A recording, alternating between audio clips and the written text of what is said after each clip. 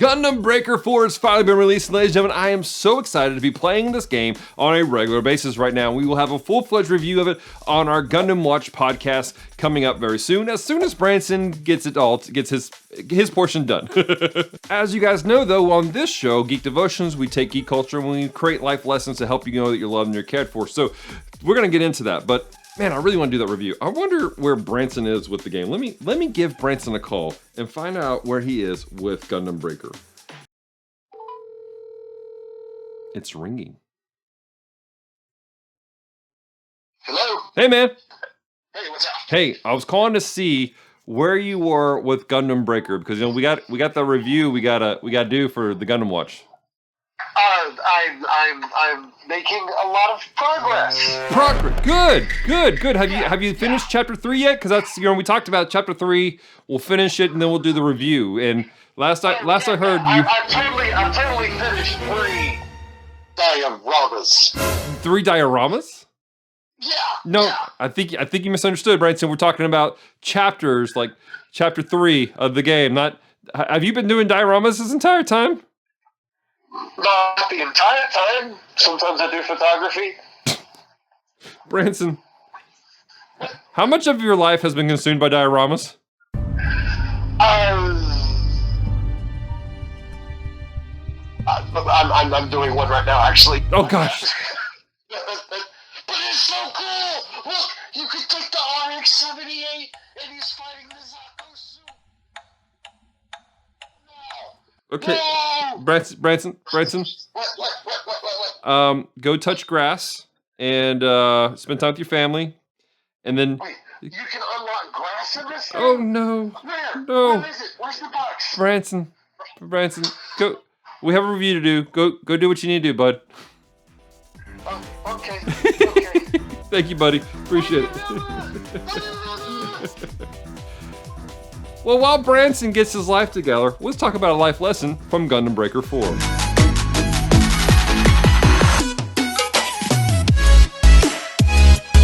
Hello, Devoted Geeks, and welcome to Geek Devotions, a show from Devoted Geeks who are devoted to letting you know you're loved. I'm Dallas. I'm so glad you've hit the play button today. If you're new to our show, we take geek pop culture items like movies, video games, and comic books, and we use it to let people know they're loved. So if you don't watch past this moment, know this: we love you, we care about you. There is a plan and a purpose for your life. Do not give up. As you guys just heard, we are very excited about Gundam Breaker 4. There's a lot to be enjoyed for everybody in this game. We'll be talking about that more on our podcast, The Gundam Watch. But today, ladies and gentlemen, I want to talk about an interesting aspect of the game that really got me thinking.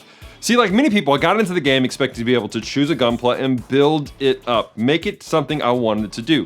I wanted so badly to grab a Tallgeese or an Epyon or one of the other ones that I just love and build them up into something amazing. But when you get into the game, you're first given an RX-78, which is cool. That's great. It's classic. It's stylish. You know what I'm saying? However, it's not very good at first. And as you play through the game, what happens is you fight other gunpla, you break off pieces, and then you discover those pieces can be added to your own Gundam. And you're changing out parts, trying to refine and build it up into what you need it to be. Now you can level up to the point where you're able to do certain things like synthesize and build up pieces that you actually want and make them into something that's going to be functional for the game as a whole. So you do have the opportunity to build that amazing Gundam that you just have in the back of your mind for all these years. Or maybe there's a classic one that you love and you can make it competitive in the game. But that refining process is interesting. It does take time. There are missions you got to go on to hunt down and find the pieces that you need that have some of the elements that you want to add to your Gundam to be able to accomplish the missions ahead. This refining process and this growth track is an interesting thing because we do this in life also. Maybe you're somebody who's passionate and you're like, I really want to become an amazing artist. But you sit down to draw and you struggle at drawing figures. Maybe you want to be a video editor, but you don't know how to do it. Maybe you want to be an amazing photographer, but you're not very good at doing photography itself. Right off the bat, we all want to go, man, I want to be amazing at this, but the reality is that's very rare that you can be just amazing off the bat. It takes time, it takes practice, it takes progress of working through, learning different things, learning to add stuff. In the game, I had to learn what different elements did what. I had to learn how certain pieces work together with other pieces and how to have an effective combat strategy. In your life as you grow and as you become who you need to be, you have to learn to be able to put pieces together. And again, it's frustrating. It's genuinely a frustrating thing, especially when you're working on yourself. For me, as someone who's a Christian, I get frustrated sometimes because I'm not where I need to be spiritually, in my walk with God, and where I feel like I know I need to be. But then I pause and look back at where I was just 10 years ago. I'm a very different person now than I was then. Why? What happened? Well, it was a process of growing and walking this out. I'm reminded of the teaching of the Apostle Paul when he was dealing with the church in Corinth. Now, Corinth had some major issues. They were wild. But when he's talking to them, he says something very interesting to them. 1 Corinthians chapter 3, verse 2. I fed you with milk, not solid food, for you were not ready for it, and even now, you're not ready. Now, in this, he's correcting them about some stuff that's going on, but it points out a very interesting element about the life of a person.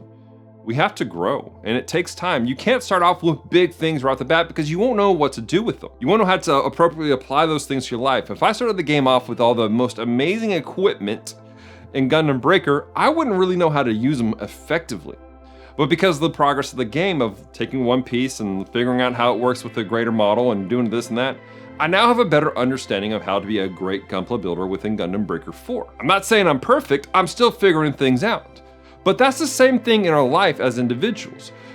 Nobody is ever really perfect. We're always figuring things out and growing. We may start off with some basics, and we may have to live off those basics for a while because we just don't have them down yet.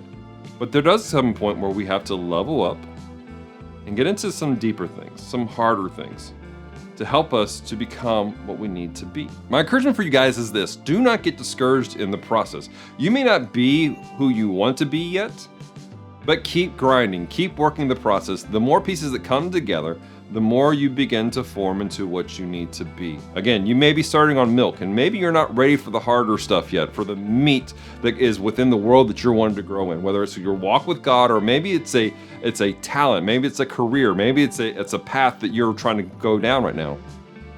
But those baby steps, they all lead up to something major.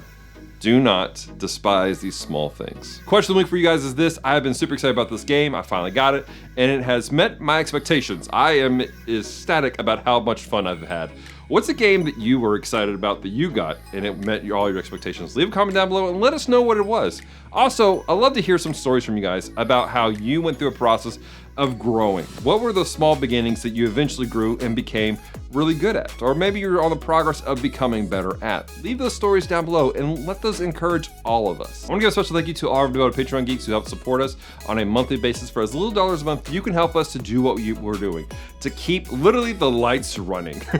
All the equipment we use, the stuff we get to make these devotions, we got them partially because devoted Patreon geeks like some of these people you see on the screen have helped us to do these things. And if you'd like to do that, visit our website, geekdevotions.com, discover more how you can help support the ministry of Geek Devotions.